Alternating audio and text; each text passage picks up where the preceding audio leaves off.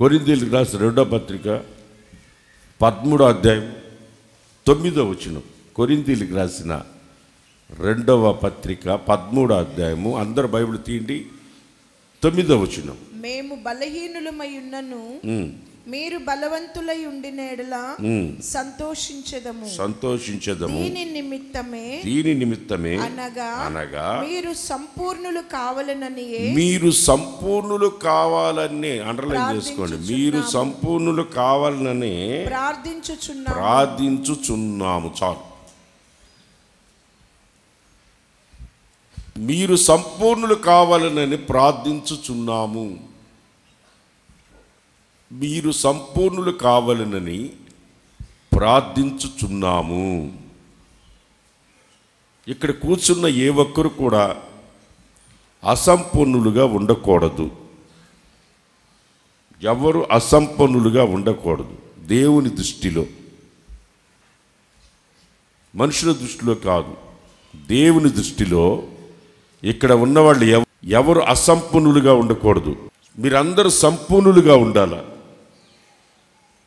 దాని నిమిత్తమే అపోస్తలుడైన పౌలు అంటున్నాడు కొరింథీ సంఘానికి చెప్తూ, మీరు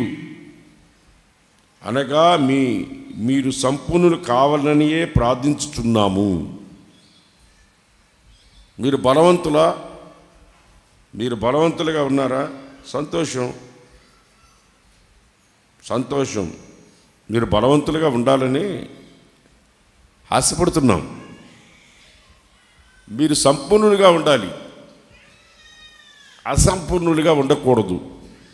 మనం ఆరాధిస్తున్న దేవుడు పరిపూర్ణుడు. ఆమేన్, హల్లెలూయా. ఆయన పరిపూర్ణ సౌందర్యం కలిగిన వాడు. మనం ఆరాధిస్తున్న దేవుడు సంపూర్ణుడు. మనం కూడా సంపూర్ణులుగా ఉండాలని అపోస్తలుడైన పౌలు కొరింథీ సంఘానికి చెప్తున్నాడు. మీరు సంపూర్ణులుగా ఉండవాలని మీకు నిమిత్తం నేను ప్రార్థించుచున్నాను. ప్రియమైన దేవుని బిడ్డలారా, మీరు ఎన్ని సంవత్సరాల నుంచి చర్చికి వచ్చినా మీరు సంపూర్ణులు కాకపోతే ప్రభు రాకడలో ఎత్తబడటం అసంభవం. మేము ఇన్ని సంవత్సరాలు చర్చికి వచ్చాం కదా, ప్రభు రాకడలో ఎత్తబడకపోతే మేము దేవుని మందిరానికి వచ్చి ఏం లాభం? చిల్లర మార్చి కానుకలు ఇచ్చి ఏం లాభం? దేవుని మందిరంలో మేము నిలకడగా ప్రతి వారం చర్చికి రావడం ఎందుకు? మీరు సంపూర్ణులు కావాలని బైబిల్ చెప్తుంది. దైవ సేవకుడు చెప్తున్నాడు, మీరు సంపూర్ణులు కావాలి. మీరు సంపూర్ణులు కాకపోతే ప్రభు రాకడలో ఎత్తబడరు. ప్రభు సంఘాన్ని చూసినప్పుడు అసంపూర్ణంగా ఉండిందంట సంఘం. ప్రకటన గ్రంథం చదవండి. ప్రకటన గ్రంథం 3వ అధ్యాయం 2వ వచనంలో ఆయన చక్కగా రాస్తున్నాడు. ఏమని? నీ క్రియలు నా ఎదుట సంపూర్ణమైనవిగా నాకు కనబడట్ల. సంపూర్ణంగా మీరు కనబట్ల. మీ క్రియలలో నా దేవుని ఎదుట సంపూర్ణమైనవిగా నాకు కనబడలేదు. మీరు సంపూర్ణంగా మీ క్రియలు కానీ, మీ చేష్టలు కానీ, మీ బుద్ధులు కానీ, మీ ప్రవర్తన కానీ నాకు కనబట్టలేదు అన్నాడు. కనబట్టలేదు, మీరు సంపూర్ణంగా నాకు కనబట్టలేదు అని దేవుడే దానికి స్టేట్మెంట్. దేవుని ఎదుట దేవుడు కోరుకుంటున్నాడు సంపూర్ణులుగా ఉండాలని. మీరు సంపూర్ణులు కావాలని మీరు మీ జీవితంలో ఎప్పుడైనా ఆశించారా? సంపూర్ణత కొరకు మీరు ఆశించారా? సంపూర్ణులు కావాలని ఆశపడ్డారా?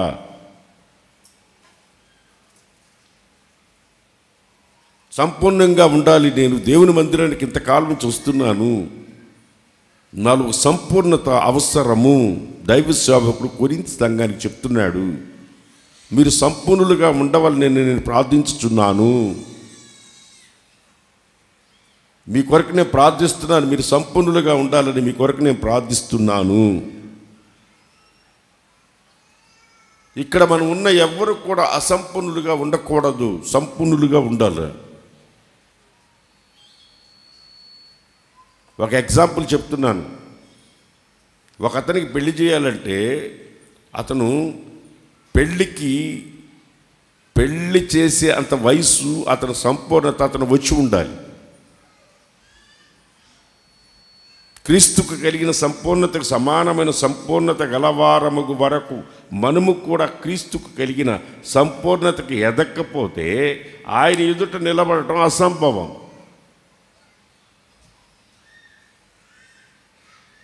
ఆయన ఎదుట మనం నిలబడాలంటే ఆయన సంపూర్ణత మనం ఎదగాల. ఆయన వరుడు, మనం వధువు అయినప్పుడు ఆయన ఎదుట నిలబడాలంటే మనం కూడా ఒక సంపూర్ణత కలిగిన వారమై ఉండాలి. అసంపూర్ణత కలిగిన వారమైతే ఆయన ఎదుట నిలబడటం అసంభవం. దానికి మనల్ని మనం సంపూర్ణులుగా చేసుకుని, మనల్ని మనం పెళ్లి కుమార్తె తను అలంకరించుకుని సిద్ధపడి ఆయన ఎదుట నిలబడవలనని సిద్ధపాటు తన్ను తాను సిద్ధపరచుకుని ఆయన ఎదుట సంపూర్ణ సిద్ధి పొందినట్లుగా ఆయన ఎదుట నిలబడడానికి తన పెళ్లి కుమార్తె ఎలా ప్రయత్నిస్తుందో, సంఘము కూడా మనం ఒక పరిపూర్ణతకి ఎదగాలి, సంపూర్ణులు కావాలి. సంపూర్ణత లేకపోతే అసంపూర్ణతతో ప్రభు ఎదుట నిలబడటం అసంభవం. మనము సంపూర్ణత కంపల్సరిగా మనలో ఉండి తీరాలి. సంపూర్ణత మనలో మనము సంపూర్ణులు కావాలంటే మనం నిలిచి ఉండాలి. కొలసీలకు రాసిన పత్రిక మొదటి అధ్యాయము 19 వచనములో ఆయన యందు సర్వ సంపూర్ణత నివసించవలెనని ఆయన శిలువ రక్తము చేత సంధి చేసి ఆయన ద్వారా సమస్తమును అవి భూలోకమందున్నవైనను పరలోకమందున్నవైనను ఆయన ద్వారా తనతో సమాధానపరుచుకొనవలెనని ఇష్టమాయెను తండ్రి అభిష్టమాయెను. మరియు గత కాలమందు దేవునికి దూరస్తులను మీ దుష్క్రియల వలన మీ మనస్సులో విరోధ భావము గలవారునయుండిన మిమ్మును కూడా తన సన్నిధిని పరిశుద్ధులుగాను నిర్దోషులుగాను నిరపరాధులుగాను నిలువబెట్టుటకు ఆయన మాంసయుక్తమైన దేహమందు మీరు దేవుని సన్నిధిలో నిలిచి ఉంటే పరిశుద్ధతగాను సంపూర్ణులుగాను పరిపూర్ణులుగాను మీరు ఎదగాలంటే నిలిచి ఉండాలి. నిలిచి ఉండకుండా అడ్డాలు తిరిగితే పరిపూర్ణులు ఎట్ట అవుతారు? నిలిచి ఉండాలి. దేవుని సన్నిధిలో నిలిచి ఉండాలి. లేఖనం చక్కగా చెప్తుంది, నిలిచి ఉండాలి. నిలిచి ఉండకుండా పరిపూర్ణులు కాలేరు. కొంతమంది ఊరికే తిరుగుతూ ఉంటారు, ఒక దగ్గర నిలిచి ఉండరు. వాళ్ళకి నిలకడ ఉండదు, నిలిచి ఉండరు, నిలకడ ఉండదు. నిలకడ లేకపోతే నిలిచి ఉండకపోతే పరిపూర్ణులుగా ఎదగలేరు. నిలిచి ఉండాలి. నిలిచి ఉండకపోతే పరిపూర్ణులుగా దేని విషయంలో మనం పరిపూర్ణులుగా ఉండాలి. ఒక లిస్ట్ ఇస్తాను, మీరు జాగ్రత్తగా పెట్టుకుని దీంట్లో మీరు పరిపూర్ణులు అవ్వండి. 1 యోహాను సువార్త 10వ అధ్యాయం 10వ వచనం. యోహాను సువార్త 10:10. యోహాను రాసిన మొదటి పత్రిక 4వ అధ్యాయం 12వ వచనం. ఏ మానవుడు దేవుని ఎప్పుడును చూచి ఉండలేదు. మనము ఒకరినొకడు ప్రేమించినెడలా దేవుడు మనయందు నిలిచి ఉండును, ఆయన ప్రేమ మనయందు సంపూర్ణమగును. ప్రేమలో సంపూర్ణతకి ఎదగాలి. తలెత్తిన సహజం దేంట్లో ఎదగాలి? చెప్పాలి. నోళ్ళు తెచ్చి అందరూ చెప్పట్లే. లోక ప్రేమ కాదు, లోక సంబంధమైన ప్రేమ గురించి మాట్లాడట్లేదు. దైవికమైన ప్రేమలో మనం ఏమవ్వాలి? సంపూర్ణులు కావాలి. ఏమవ్వాలి? చెప్పండి అందరూ, నోళ్ళు తెచ్చి పెద్దగా చెప్పండి, కొంచెం పెద్దగా చెప్పండి, కొంచెం లౌడ్నెస్ సౌండ్ పెంచండి. దేంట్లో? ప్రేమలో సంపూర్ణతకి ఎదగాలి. నీలో ప్రేమ లోపిస్తే అంతే అంటాడు. ప్రకటన గ్రంథంలో సంగమత అంటాడు, నీలో మొదటున్న ప్రేమ ఇప్పుడు లేదు అంటున్నాడు. మొదటున్న ప్రేమ ఇప్పుడు నీలో లేదు. ప్రేమ ఏమైంది? తగ్గిపోయింది. ప్రభు వచ్చే ముందు సంఘములో ప్రేమ కనబడదు అన్నాడు. ప్రేమ కనబడదు అన్నాడు. ప్రభు వచ్చే ముందు ప్రేమ కనబడదు, వెతికినా దొరకదు అన్నాడు. ప్రేమ దొరకదు, వెతికినా దొరకదు. ప్రేమ కనబడదు, వెతికినా దొరకదు అన్నాడు. ఇప్పుడు అందరూ ప్రేమించినట్టుగా నటిస్తున్నారంటే, నటిస్తున్నారు, వేషధారులాగా నటిస్తున్నారు, కానీ ప్రేమించటం లేదు. ప్రేమ నాటకమేమైంది, కానీ నిజమైన ప్రేమ మనుషులలో కనబడటం లేదు. నిజమైన ప్రేమ మనుషులలో కనబడట్లేదు. అందుకనే బైబిల్లో దేవుడు తెల్లగా చెప్తున్నాడు, ఇదిగో మీరు పరిపూర్ణులు కావాలని మీ కొరకు నేను ప్రార్థిస్తున్నాను, ప్రేమలో పరిపూర్ణులై ఉండండి. మన ప్రభు ఎవరు? మనం ఆరాధిస్తున్న యేసయ్య ఎవరు? ప్రేమ స్వరూపి. అర్థమైందా? ఆయన ప్రేమలో పరిపూర్ణుడు. ప్రేమలో పరిపూర్ణుడు ఆయన. ఆయన్ని ఆరాధిస్తున్న మనము, అపోస్తలుడైన పౌలు అదే కోరుకుంటున్నాడు, సంగమా మీరు ప్రేమలో సంపూర్ణులై ఉండాలి, అసంపూర్ణత ఉండకూడదు. ప్రేమలో సంపూర్ణులై ఉండండి. సెకండ్ పాయింట్, పేతురు రాసిన మొదటి పత్రిక మొదటి అధ్యాయం. పేతురు రాసిన మొదటి పత్రిక మొదటి అధ్యాయం 13వ వచనంలో ఒక వాక్యం ఉంది. కాబట్టి మీ మనస్సు అను నడుము కట్టుకొని, మీరు మనస్సుని నడుము కట్టుకొని నిబ్బరమైన బుద్ధి గలవారై యేసుక్రీస్తు ప్రత్యక్షమైనప్పుడు మీకు తేబడు కృప విషయమై సంపూర్ణ నిరీక్షణ కలిగి ఉండు. సంపూర్ణ నిరీక్షణ కలిగి ఉండాలి. ఏం కలిగి ఉండాలి? సంపూర్ణ నిరీక్షణ కలిగి ఉండాలి. దేని నిమిత్తము? ప్రభు రాకడ గురించి. నేను వెళ్ళి త్వరగా వస్తాను, సంపూర్ణ నిరీక్షణ కలిగి ఉండాలి. ఈ నిరీక్షణ నన్ను, అది మనొక నిరీక్షణ కలిగి ఉండాలి. అది సంపూర్ణమైన నిరీక్షణ ఉండాలి మనలో. ఇందాక ప్రేమలో సంపూర్ణత ఉండాలి, నిరీక్షణలో మనం సంపూర్ణులమై ఉండాలి. ఏమాత్రం అవిశ్వాసులు కాకూడదు. మనము సంపూర్ణులమై ఉండాలి. ఏ విషయంలో? నిరీక్షణ విషయంలో. నిరీక్షిస్తున్నాం. దేన్ని నిరీక్షిస్తున్నాం? ప్రభు యొక్క రాకడను గురించి నిరీక్షిస్తున్నాం. ఆ నిరీక్షణలో మనం ఏమాత్రం కొంచెం కూడా లోపం లేకుండా, లోటు లేకుండా, సంపూర్ణమైన నిరీక్షణతో మనం ఎదురు చూడవలసిన అవసరత ఉంది. ఆమేన్ చెప్పండి అందరూ. ఆమేన్. ప్రభు కొరకు నిరీక్షించుతున్న వారందరూ చేత తెల్లని చెప్పండి ఒకసారి. హల్లెలూయా. ప్రభుని నిరీక్షణ మనలో లోపించకూడదు. నిలిచి ఉండాలి. నిలిచి ఉంటే మనం పొందుకుంటాము. నిదానిస్తే పొందుకుంటాము. అరణ్యములో ఇత్తడి సర్పమును ఎత్తినప్పుడు నిదానించి చూస్తే దాన్ని పొందుకున్నారు, చావకుండా బ్రతికారు. నిదానించి చూశారు. మనం నిదానించి ఓపికతో మన జీవితంలో మనం పరిపూర్ణతకి ఎదగాలంటే నిరీక్షణను కోల్పోకూడదు. దేవుని మందిరానికి వస్తున్న ప్రతి విశ్వాసికి చెప్తున్న మాట, మీరు క్రీస్తు యొక్క రాకడ గురించి నిరీక్షణతో ఎదురు చూస్తున్నారా? నిరీక్షించువారు నిరీక్షణ లేని ఇతరుల వలె దుఃఖించుకుంటూ నిమిత్తం నేను ఈ మాటలు చెబుతున్నాను అంటాడు అపోస్తలుడైన పౌలు.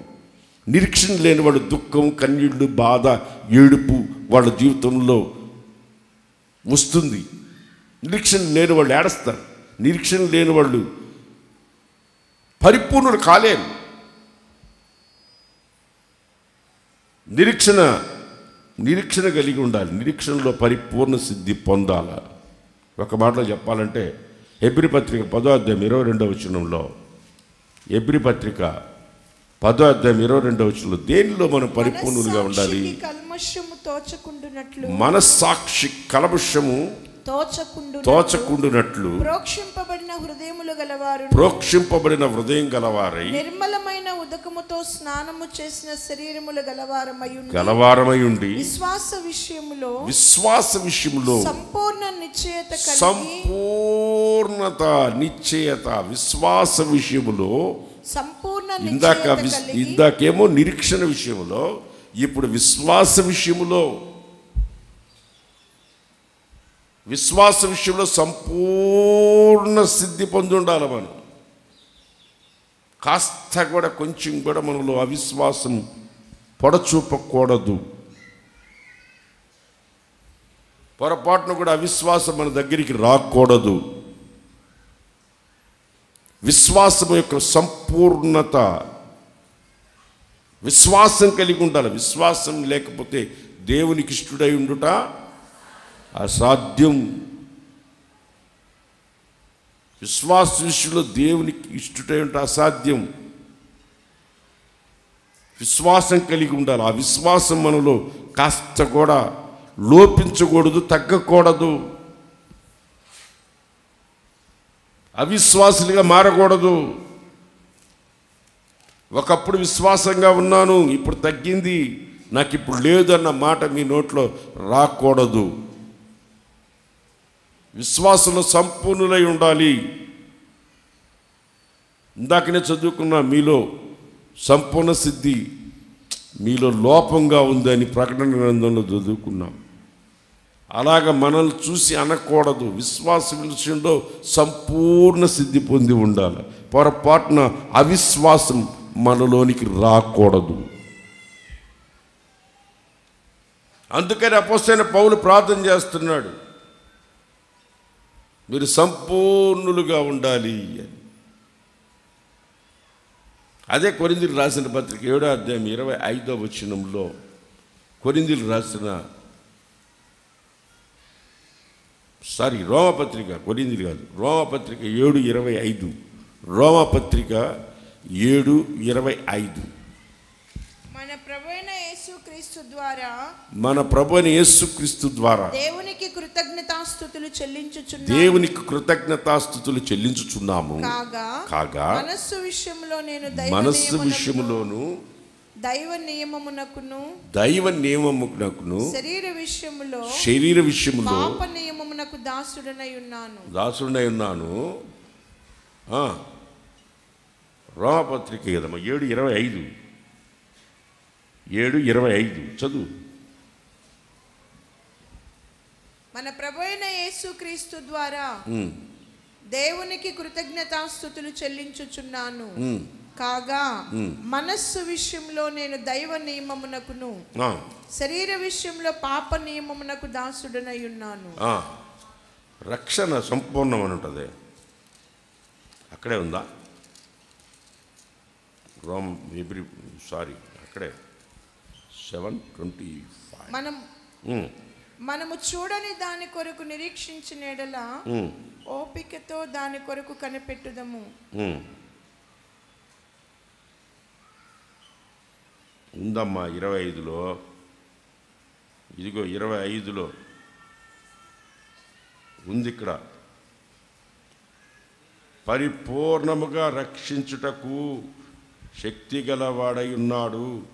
7:25 ఆయన తన ద్వారా దేవుని యొద్దకు వచ్చిన వారిని, నువ్వేం చదువుతున్నావు? రోమాపత్రిక 7వ అధ్యాయం 25 చదువు.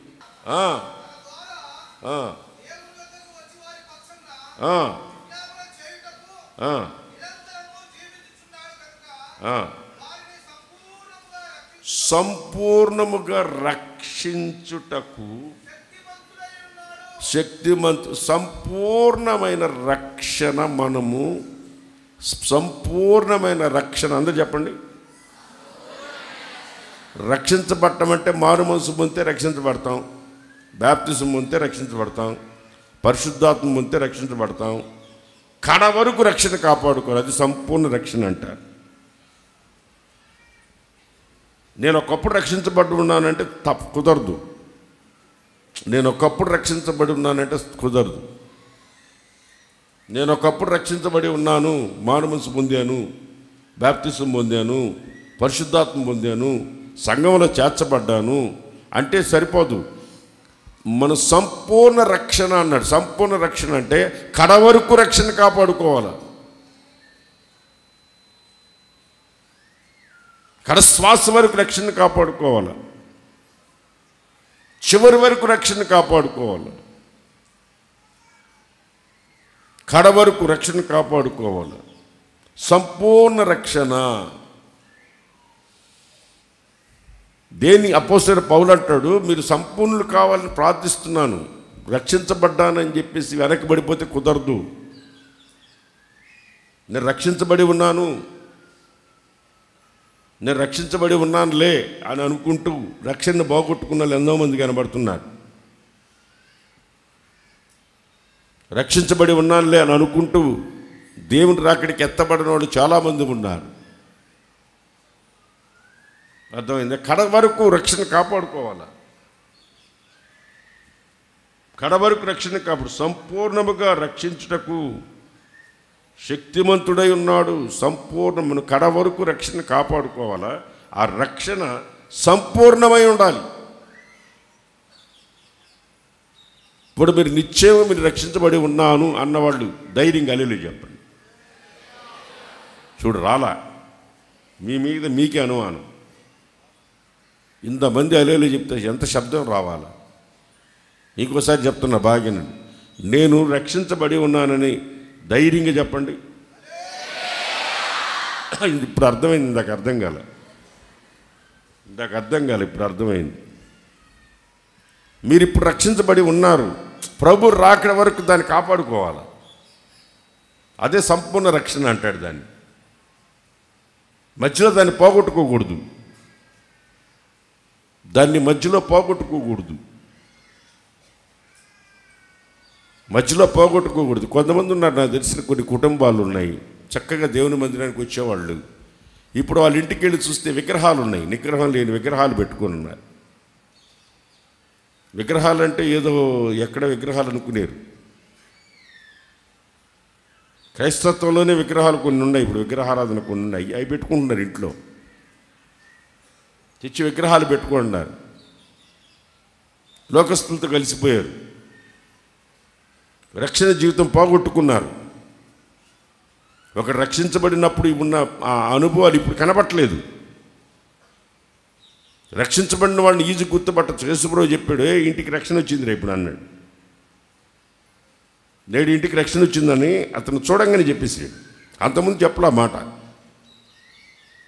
జక్కయ్యని చూసి అంతకుముందు చెప్పలేదు, అప్పుడు చెప్పాడు. ఇప్పుడు రక్షించబడిన ఇల్లుని ఎట్ట ఈజీ గుర్తుపట్టచ్చు మనం. వీళ్ళు రక్షించబడి ఉన్నారని ఎట్టు గుర్తుపట్టచ్చు, వాళ్ళ ప్రవర్తన బట్టి గుర్తుపట్టచ్చు, వాళ్ళ క్రియలను బట్టి గుర్తుపట్టచ్చు, వాళ్ళ నడతను బట్టి గుర్తుపట్టచ్చు, వాళ్ళ మాటలను బట్టి గుర్తుపట్టచ్చు. అపోస్తలుడైన పౌలు అంటున్నాడు, మీరు పరిపూర్ణులు కావాలని మీ నిమిత్తం నేను ప్రార్థిస్తున్నాను. రక్షణని చివరి వరకు కాపాడుకోవాలని మీ కొరకు నేను ప్రార్థిస్తున్నాను. కడ వరకు కాపాడుకోవాలి మీ రక్షణ అంటాడు. అంతేకాదు, తీతుకు రాసిన పత్రిక 3వ అధ్యాయం 2వ వచనం. తీతుకు రాసిన పత్రిక 3వ అధ్యాయం 2వ వచనం. ప్రతి సత్కార్యము చేయుటకు సిద్ధపడి ఉండవలెనని మనుషులందరి ఎడల సంపూర్ణమైన సాత్వికము. అందరిలో చెప్పండి, సంపూర్ణమైన సాత్వికము.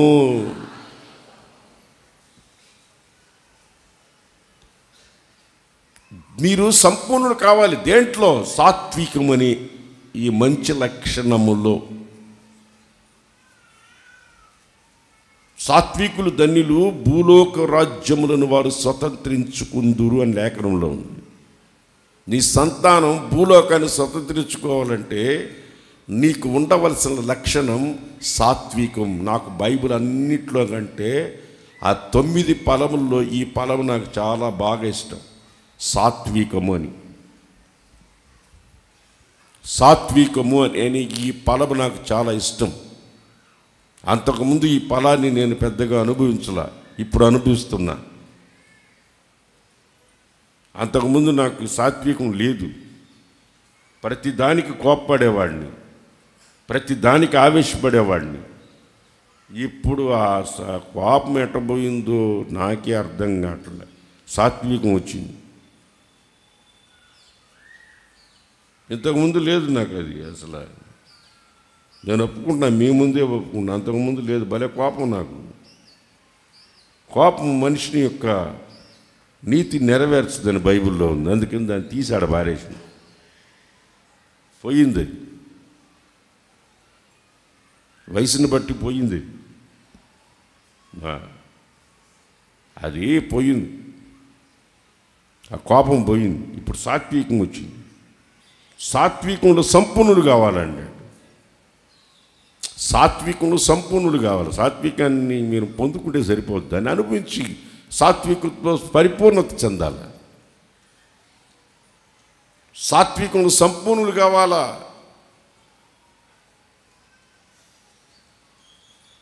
ఇంత సాత్వికులు ఎక్కడున్నారా అనుకోవాలి.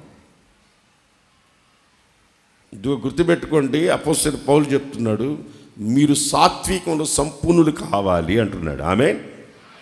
ఏం కావాలి? సాత్వికంలో సంపూర్ణులు కావాలి. మీరు సాత్వికులు అయి ఉండండి. మీ శరీరంలో ఉన్న రకరకాల రోగాలు మిమ్మల్ని విడిచిపెట్టిపోతాయి. దానికి కూడా ఆమె చెప్పడం, రోగాలు అట్టే ఉండాలనుకుంటున్నారు. సాత్వికులు అయి ఉండండి, మీ రోగాలు మిమ్మల్ని విడిచిపెడతాయి. అదే తీతుకు రాసిన పత్రిక 2:10, 2వ అధ్యాయం 10వ వచనం. మన రక్షకుడు దేవుని ఉపదేశమును అలంకరించినట్లు తమ యజమానులకు ఎదురు మాట చెప్పక, ఏమీ అపహరింపక, సంపూర్ణమైన మంచి నమ్మకమును కనపరచు. సంపూర్ణమైన మంచి నమ్మకము. అందరు చెప్పండి, సంపూర్ణమైన మంచి నమ్మకము. అది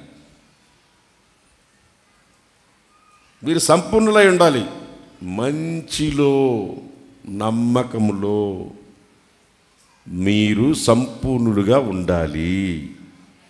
ఈరోజు దేవుడు మనతో సూటిగా మాట్లాడుతున్నాడు. నాకైనా మీకైనా ఒకటే సందేశం. దేవుడు చెప్తున్నాడు మనకు మంచి చెప్పడం వింటలా, మీరు వాక్యం వింటలేదు. మంచి నమ్మకము అనే సంపూర్ణత. మంచి నమ్మకములో సంపూర్ణులుగా ఉండాలా. ప్రభు రాకడ సమీపిస్తుంది.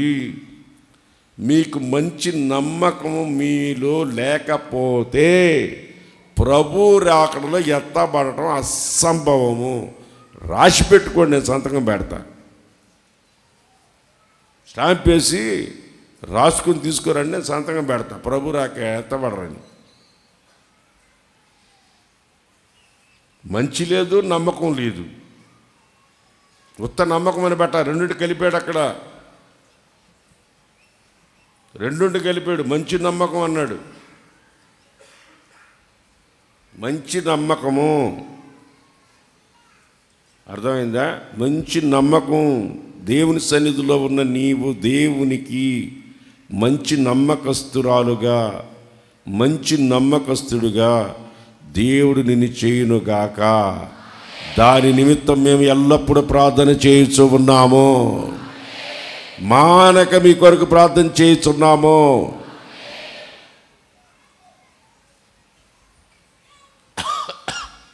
తిమోతిలకు రాసిన 2వ పత్రిక 4వ అధ్యాయం 2వ వచనం. తిమోతిలకు రాసిన 2వ పత్రిక 4వ అధ్యాయం 2వ వచనం. వాక్యము ప్రకటించుము, వాక్యాన్ని ప్రకటించుము, సమయమందును అసమయమందును సమయమందును అసమయమందును ప్రయాసపడుము, సంపూర్ణమైన దీర్ఘశాంతముతో ఉపదేశించుచు. సంపూర్ణమైన దీర్ఘశాంతము మనకు ఉండవలెను.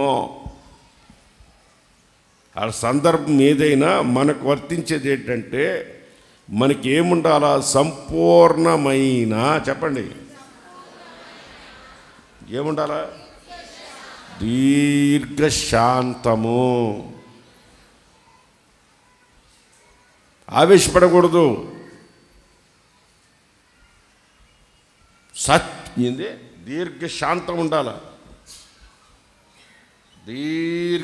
చెప్పండి, దీర్ఘ శాంతముగా ఉండాలా. దీనివల్ల కొన్ని రోగాలు పోతాయి. దీనివల్ల మీలో ఉన్న కొన్ని రోగాలు మిమ్మల్ని అడగకుండానే వెళ్ళిపోతాయి, మీలో ఉండకుండా. అవి కొన్ని రోగాలు ఎందుకు వస్తాయంటే వీటి వల్లే వస్తాయి. ప్రేమ లేనందువల్ల వస్తాయి, అర్థమైందా? రక్షణ లేని దానివల్ల వస్తాయి, నిరీక్షణ లేని దానివల్ల వస్తాయి, విశ్వాసం లేని దానివల్ల వస్తాయి. ఇప్పుడు మనం ఏం చదువుకున్నాం? పరిపూర్ణమైన సంపూర్ణమైన దీర్ఘ శాంతము. దీర్ఘశాంతం కలిగి, పరిపూర్ణమైన దీర్ఘశాంతం కలిగి ఉండాలి. దాని కొరకు మీ కొరకు నేను ప్రార్థన చేస్తున్నాను. సంగమా, ఓ హోసన్న సంగమా, నా తోడు నీవుంటే, నా ముందు నీవుంటే అని పాడితే సరిపోదు. ఏముండాలా? చెప్పండి, ఏముండాలా? దీర్ఘ శాంతం ఉండాలా. మీరు మందిరానికి వస్తున్నారు, ఏం నేర్చుకుంటున్నారు? తెల్ల బట్టలు వేసుకునే దాకా వచ్చినారు. అదే నేర్చుకుందే. తెల్ల బట్టలు వేసుకోవద్దని నేను చెప్పట్లా, వేసుకోండి, మంచిది. బైబిల్లో రాసింది, ఒంటి మీద తెల్లబట్ట, తలకి నూనె పెట్టడం మానద్దని రాసింది. తలకు తెల్లబట్టలు వేసుకుంటే సరిపోదు, తలకు నూనె పెట్టండి, తలకు నూనె కూడా పెట్టండి. తెల్లబట్టలు వేసుకుని దాకా వచ్చారు, మంచిదే కాదన్ను. తెల్లబట్టలు వేసుకుంటే మంచిదే. అట్లాగని తెల్లబట్టలు వేసుకుని రావాలా చర్చి, కానీ రూల్ ఏమి లేదు. బట్టలో ఏముండదు, మనలో ఏముండాలా? అలాగే వేసుకోవద్దని నేను చెప్పట్లేదు, నేను వేసుకుంది కూడా తెల్లబట్టలే.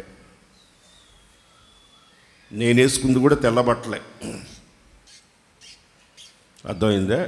తెల్లబట్టలు వేసుకుని నాలో లేకపోతే, ఏమి లేకపోతే, దీర్ఘశాంతం లేకపోతే ఎందుకో తెల్లబట్టలు వేసుకునే. అర్థం కదా? తెల్లబట్టలు వేసుకుని దీర్ఘశాంతం లేకపోతే ఏం లాభం? అర్థం కదా? కొంతమంది చిష్టపక్కన తిడుతుంటారు, ఈయన నవ్వుతుంటాను. ఏసారి తిట్టేటప్పుడు కూడా నవ్వుతుండేవాడిని నేను. ఆయన తిడుతుంటే నన్ను సీరియస్గా తిట్టేవాడు, నవ్వుతున్నాడు, పక్కకు పోరా అనేవాడు. తిట్టించుకునేటప్పుడు నవ్వటం అనేది వరం. ఆమేన్. చేతి తెలియదు చెప్పండి, గట్టిగా చెప్పండి. తిడతా ఉన్నా ఏం చేయాలి మనం? ఏం చేయాలా? అప్పుడు మనలో ఏం ప్రాక్టీస్ అవుద్ది? దీర్ఘశాంతం మనలో ప్రాక్టీస్ అవుద్ది. అదే పక్కింటి శాంతి అమ్మ కదమ్మో, దీర్ఘశాంతం ప్రాక్టీస్ అవుద్ది. మరి నవ్వుతా ఉన్నామనుకో, పక్కింటి శాంతి నవ్వింది అనుకో, లేనిపోతారు తరకని. అర్థమైందా? దీర్ఘశాంతం కలిగి, అర్థమవుతుందా? దీర్ఘశాంతం కలిగి మనం ఆవేశపడకుండా దీర్ఘశాంతం సంపూర్ణము చేసుకోవాలా. కొన్ని రోజులు కాదు, లైఫ్ లాంగ్. ఇది లైఫ్ లాంగ్ ప్రాసెస్. ఇది మధ్యలో ఆపేసేది కాదు, మధ్యలో ఆపే ప్రాసెస్ కాదు. ఇది లైఫ్ లాంగ్ ఉండేది. ఇది లైఫ్ లాంగ్ ఉండేది, మధ్యలో ఆపేసేది కాదు, సగంలో చేసి ఆపేసేది కాదు. అర్థమైందా? తిమోతికి రాసిన మొదటి పత్రిక 2వ అధ్యాయం 11వ వచనం. తిమోతికి రాసిన మొదటి పత్రిక 2వ అధ్యాయం 11వ వచనం. మనుషులందరూ రక్షణ పొంది సత్యమును గూర్చిన అనుభవ జ్ఞానము గలవారై ఉండవలనని నిశ్చయించుచున్నాను. దేవుడు ఒక్కడే, దేవునికి నీ నరులకు మధ్య. అందుకనే చదవాలి అక్క. కరెక్ట్ రెఫరెన్స్ చెప్పింది అక్క. ఏరే రెఫరెన్స్ గినపట్ల అక్క. అది నేను చెప్పింది ఏంది రెఫరెన్సా? కొరింథీయులు రాసిన తిమోతికి రాసిన మొదటి పత్రిక 2వ అధ్యాయము 11వ వచనము. 2:11. మౌనముగా ఉండి, స్త్రీలు మౌనంగా ఉండి సంపూర్ణ విధేయతతో నేర్చుకునేవాళ్ళను. సంపూర్ణ విధేయత ఏంది చెప్పండి? ఇక్కడ స్త్రీలకు అన్నాడు, ఇంకో దగ్గర పురుషులకు కూడా ఉంది. ఆ రెఫరెన్స్ రాయాల ప్రస్తుతానికి. ఆల్రెడీ స్త్రీలు విధేయత చూపించారంటే మగవాళ్ళు ఆటోమేటిక్ విధేయత ఉంటారు. మీరు ఉండకపోతేనే వాళ్ళు రోకలు పడత కొట్టేది, పోలీస్ స్టేషన్లకు పోయేది, కోర్టులకు పోయేది, తన్నులు తినేది. ఇవన్నీ మీరు విధేయత ఉంటే వాళ్ళు ఆల్రెడీ ఉంటారు. అందుకని నా రెఫరెన్స్ రాసుకోవాలి. స్త్రీలు ఎలా ఉండాలా? సంపూర్ణ చెప్పండి. ఆ పాయింట్లో ఉండండి, మీరు పాయింట్లో ఉండండి. ఎట్లా ఉండాలా? ఎట్లా విధేయత ఉండాలా? సంపూర్ణ విధేయత. శీలకే చెప్పాడు కదా, మాకు లేదనుకోబాకండి అయ్యా, మాకు లేదనుకోబాకండి. మరణము నొందినంతగా విధేయత చూపించాలి మనం. ఎవరి కోసమా? నీ భార్య కోసం. అంటే సావు అని కాదు నేను చెప్పటం, అంత సావు అని కాదు, అంత విధేయత చూపించాలా. మీరు విధేయత ఉండాలా. ఎగస్ట్రాలు మాట్లాడతా నోరు బాగా ఉండకూడదు. సంపూర్ణ విధేయత ఉండాలా. ఎలా ఉండాలా? సంపూర్ణ. ఇది ఎక్కడ లోపిస్తుందో అక్కడ సమస్యలు, గొడవలు, ఇక రచ్చలు, రావిళ్ళు ఇంకా సామాన్యంగా ఉండదు. పళ్ళు ఊడిపోవటం, తలక పగిలిపోవటం, కాళ్ళు ఇరిగిపోవటం, ఇవన్నీ జరిగి డబ్బులన్నీ ఖర్చు అయ్యి మళ్ళీ పళ్ళు గడుచుకొని భార్యకి మళ్ళీ తీసుకొని వస్తుంటాడు ఇంటికి. ఇది ఎప్పుడైతే ఉండదో అక్కడ సమస్యే. అందుకని అపోస్తలుడైన పౌలు అంటాడు, ఇదిగో సంపూర్ణ విధేయులై ఉండండి, సంపూర్ణ విధేయత చాలా అవసరము అన్నాడు. ఎంతవరకు విధేయత చూపించాల్సిందే. ఎంతవరకు విధేయత చూపించాలి. మీ మీద అధికారులుగా పెట్టిన వారికి వరకు, అధికారులుగా పెట్టిన వాళ్ళ ముందు మీరు విధేయత చూపించాలి. ఎంత చూపించాలి? ఎంతైనా చూపించాలి. యేసన్న అనేవాడండి, సేవకు వచ్చిన వాళ్ళు 10, 20 ఏళ్ళు, 15 ఏళ్ళు సేవ చేసిన వాళ్ళని ఇష్టప్రకారం ఆడుకునేవాడు. అన్న ఏడకపో అదిగో అది 50 మంది ఉండే సంఘానికి పోనేవాడు. అదిగో ఆడ 10 మంది కొత్తగా స్టార్ట్ చేసి ఆడికి వెళ్ళనేవాడు. అదిగో అక్కడ అద్దీలు తీసుకుని అక్కడికి వెళ్ళనేవాడు, ఇక్కడికి వెళ్ళి అక్కడికి వెళ్ళి. నేను కొన్నిసార్లు ఇవన్నీ చూసి అడిగిన అన్నని నేను, ఏనా 15 సంవత్సరాలు ఎందుకు సేవకు వచ్చి వాళ్ళకి కొంచెం పెద్ద సంఘం ఇచ్చు కదా, వాళ్ళు ఎందుకు ఇటు చెప్తావంటే, ఎవరే నా దృష్టిలో, నా మనసులో వాడికి పెద్ద సంఘం ఇవ్వాలని నా మనసులో ఉంది. నా మనసులో ఉంది. వాడు ఇప్పుడు చిన్న సంఘానికి అక్కడికి ఇక్కడికి పంపిస్తే వాడు పోయి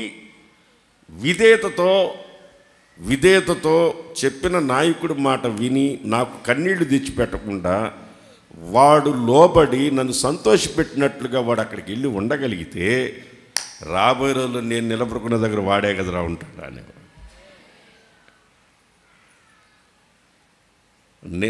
నేనున్న దగ్గర వాళ్ళు ఉండాలి కదరా. నేను పెద్ద పెద్ద సంఘం వాళ్ళకు ఇంత కష్టపడి ఇంతమంది విశ్వాసం సంపాదించి ఇంత సంఘాన్ని కట్టి వాళ్ళకి ఇవ్వాలంటే వాళ్ళు ఆ విధేయత అనే ఒక మనసు కనబడాలి కదా నా కళ్ళకి అనేవాడు.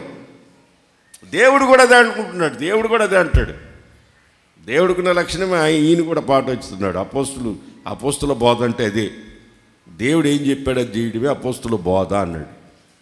దేవుడు ఏం చెప్తాడు అది చేయటమే అపోస్తుల బోధ అన్నాడు. దాడికి ఏడకి మనసులో ఉన్న చెప్పకూడదు. వాడు ఇంటికి వెళ్ళాడు, వెళ్ళిపోని. ఇంటికి వెళ్తాడా అన్న, వాడు వెళ్ళిపోతున్నాడన్న వెళ్ళిపోని. వాడు కొంచెంలో నమ్మకం ఉంటే విలువైంది ఇస్తాను చేతికి అనేవాడు. ఆమెన్ చెప్పండి, ఆమెన్ గట్టి చెప్పండి, ఆమెన్.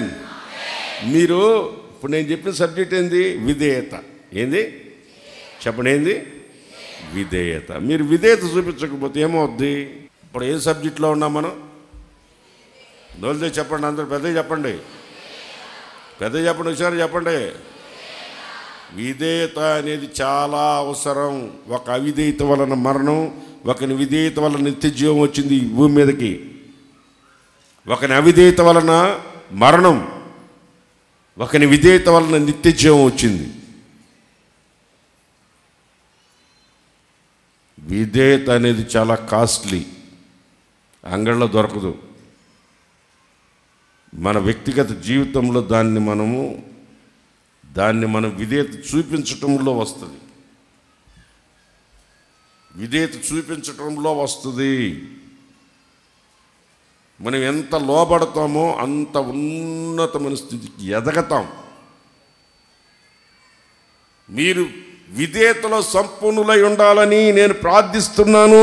ఆమేన్, హల్లెలూయా. తిమోతికి రాసిన మొదటి పత్రిక 2వ అధ్యాయం 1వ వచనం. మనము సంపూర్ణ భక్తి. ప్రపంచంలో భక్తి చేస్తున్నారు, ఎందుకు చేస్తున్నారు వాళ్ళకి తెలియదు. భక్తి ఎందుకు చేస్తున్నారో వాళ్ళకి తెలియదు. సంపూర్ణ భక్తి అంటే వాళ్ళకి తెలియదు. దేన్ని భక్తి చేయాలో తెలియదు చాలామందికి. మీరు సంపూర్ణ భక్తి అనేది వేషం కాదు. భక్తిలో ఉంది శక్తి. భక్తిలోని శక్తిని ప్రతిబింబిస్తూ, భక్తిలో ఉన్న శక్తిని ప్రతిబింబిస్తూ జీవించాలి మనం సంపూర్ణమైన భక్తితో.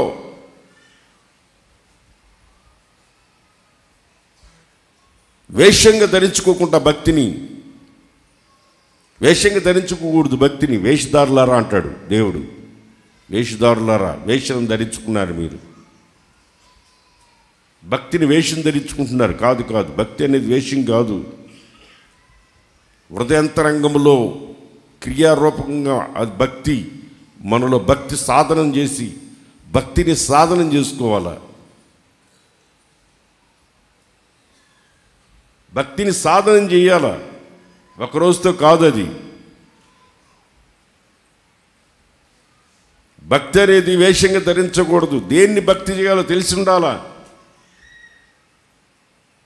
అర్థమైందా? దేశభక్తి అని ఉంటుంది. దేశభక్తి ఉందా లేదా? నోల్దే చెప్పరేంటి? దేశభక్తి ఉందా లేదా? దాన్ని దేశభక్తి అంటారు. దేశం కోసం ప్రాణం పెట్టమంటే పెడతానంటాడు. ఎవడన్నా కానీ దేశాన్ని కానీ ఏమన్నా మాట్లాడితే చంపేస్తాను అంటాడు. నా దేశం కోసం నేను చనిపోతానంటాడు. వాడు దేశభక్తి అంటాడు దాన్ని. దేవుడి భక్తి అంటే ఏంటి? దేవుడు చెప్పిన మాటలు వినకుండా భక్తిగా ఉన్నానంటే సరిపోద్దా? ఆయన మాటల ప్రకారం నడుచుకుంటే భక్తిగా ఉన్నాడు సరిపోద్దా? భక్తి అంటే వేషమా? కాదే. భక్తి అంటే వేషం కాదు. మెడలో సిలువ తగిలించుకుంటే భక్తి కాదు, అది వేషం. భక్తిలోని శక్తి ప్రతిబింబించాల. మనలో ఉన్న భక్తి, ఆ భక్తిలో ఉన్న శక్తిని ప్రతిబింబించాల ప్రజల ఎదుట. పరిపూర్ణమైన భక్తి కలిగి ఉండాలి అని మీ కొరకు నేను ప్రార్థిస్తున్నాను అంటున్నాడు అపోస్తలుడైన పౌలు. కొలస్సీలకు రాసిన పత్రిక 1వ అధ్యాయం 9వ వచనం ముగిస్తున్నాను. కొరింథీయులకు రాసిన మొదటి పత్రిక కొలస్సీలకు రాసిన మొదటి పత్రిక 9వ అధ్యాయం. ఈ సంగతి వినిన నాటి నుండి మేము మీ నిమిత్తము ప్రార్థన చేయటం మానక మీరు సంపూర్ణ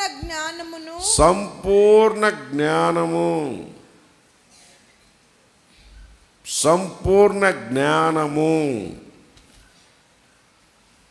కొంతమందికి మిడిమిడి జ్ఞానం ఉంటుంది, కొంతమందికి దెయ్యాల జ్ఞానం ఉంటుంది. దెయ్యాల జ్ఞానం అంటారు దాన్ని. కొంతమందికి లౌకిక జ్ఞానం అంటారు. లౌకిక జ్ఞానం, ఇది లౌకిక జ్ఞానం. పలానా సినిమాకి ఎంత వచ్చిందిరా, ఫస్ట్ రోజు కలెక్షన్ ఎంతరా అంటే చెప్తాడు వాడు. అది లౌకిక జ్ఞానం. లౌకిక జ్ఞానం అది లౌకిక జ్ఞానం. దెయ్యాల జ్ఞానం కాదు. నేను దెయ్యాల జ్ఞానాన్ని గురించి చెప్పట్లేదు, లౌకిక జ్ఞానాన్ని గురించి చెప్పట్లేదు. అర్థమైందా? నేను చెప్పేది దైవ జ్ఞానాన్ని గురించి చెప్తున్నాను. అది పరిపూర్ణమైన జ్ఞానం అయి ఉండాలి అంటున్నాడు. దైవికమైన జ్ఞానం అనేది ఈరోజు చాలా మందిలో కనబడటం లేదు. దైవికమైన జ్ఞానం ఈరోజు చాలా మందిలో కనబడటం లేదు. దైవిక జ్ఞానం కనబట్టలేదు, చాలా మందిలో కనబట్టలేదు. ఇది దైవ జ్ఞానమే తప్ప మనుషుల జ్ఞానం కాదు అని నీలో ఉన్న జ్ఞానాన్ని గుర్తుపట్టేటట్లుగా దైవిక జ్ఞానం వేరు. అది దైవిక జ్ఞానం నిన్ను పరీక్షిస్తుంది, శ్రమల్లో పెడుతుంది, నిందల పాలు చేస్తుంది. నిన్ను పరీక్షించి, నిన్ను శోధించి, శుద్ధి చేసి ఉన్నతమైన స్థితిలో నిన్ను నిలబెడుతుంది ఆ జ్ఞానం. ఆమేన్, ఆమేన్. జ్ఞానవంతురాలు తన ఇల్లుని కట్టును. జ్ఞానం ఉండాలి, దైవిక జ్ఞానం. దైవిక జ్ఞానం. లౌకిక జ్ఞానంతో అబ్బో ఎంతమందిని మోసం చేసేవాళ్ళు ఉంటారు. ఒకడు మోసం చేస్తాడు, లెక్కల్లో మోసం చేస్తాడు, కళ్ళ ముందే మోసం చేస్తాడు. వాడికి అటువంటి జ్ఞానం ఉంటుంది. ఎన్ని అన్నాడు ఒకడు. ఎన్నివి మీరు చెప్పండి, చెప్పరేంటి? ఎన్నిది? నోలు తెచ్చి పెద్దగా చెప్పండి. ఎన్నివి? 10. 1 2 3 చెప్పండి, 4 5. ఆపేయండి. ఎన్ని? 5 కదా, అంతే కదా, 5 కదా,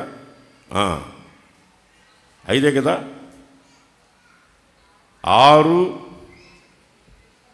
7 8 కదా, 10 కదా, 10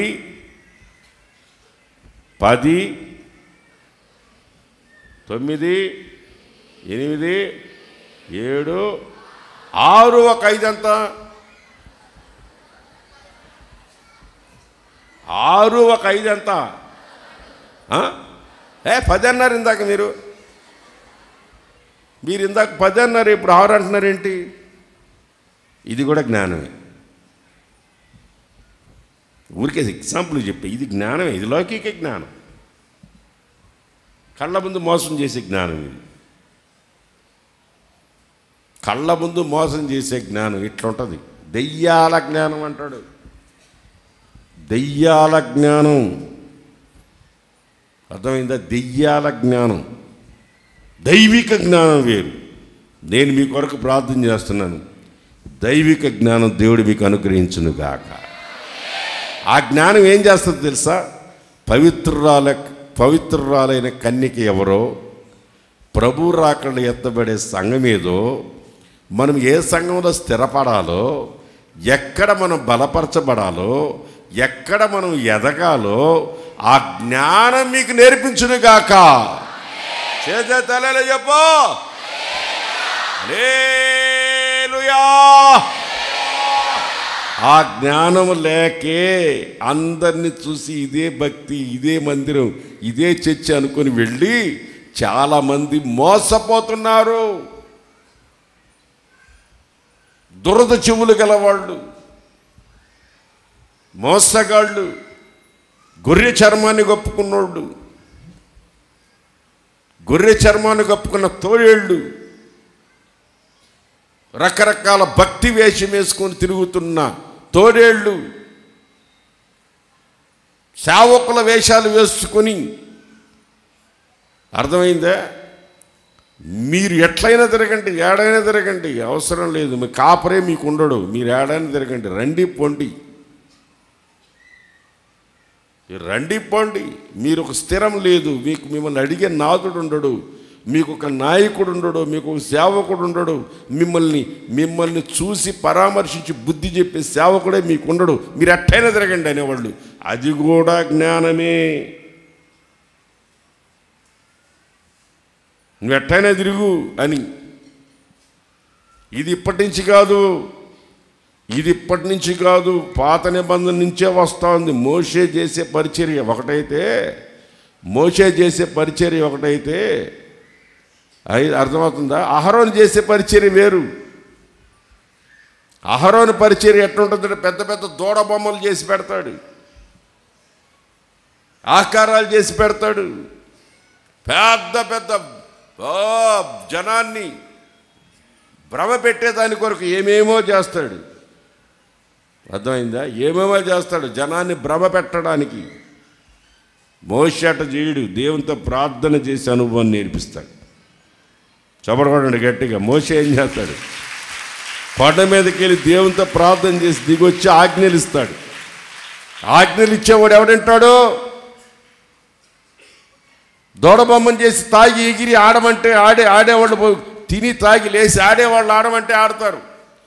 ఇటువంటి జ్ఞానం లేక కొంతమంది, దైవిక జ్ఞానం లేక ఏది పవిత్రమైన సంఘమో, ఏది మనల్ని పరిశుద్ధపరుస్తుందో, ఏది అపోస్తుల బోధో, దేవుడు ఒక్కసారి అప్పగించబడిన పరిశుద్ధులకు అప్పగించబడిన బోధ ఏదో తెలుసుకోలేని అజ్ఞానముతో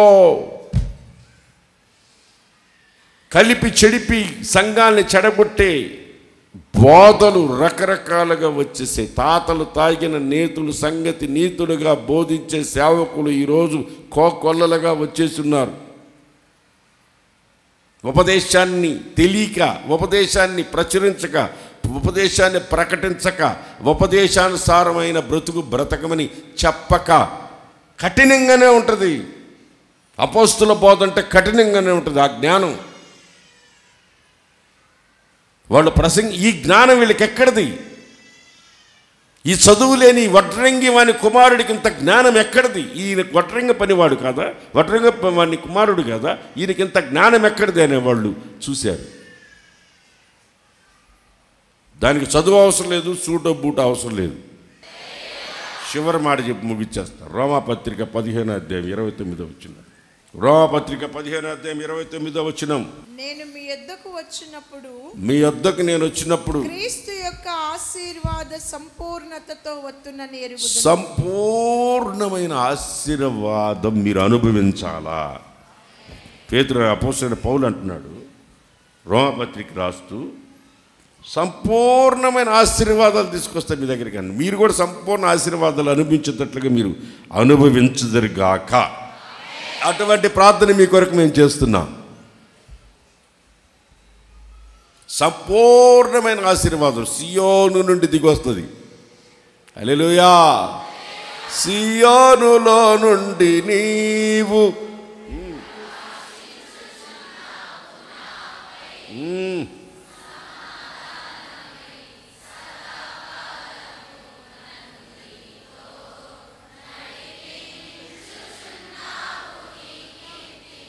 సియోనులో నుండి నీవు నన్ను ఆశీర్వదించుచున్నావు అనండి.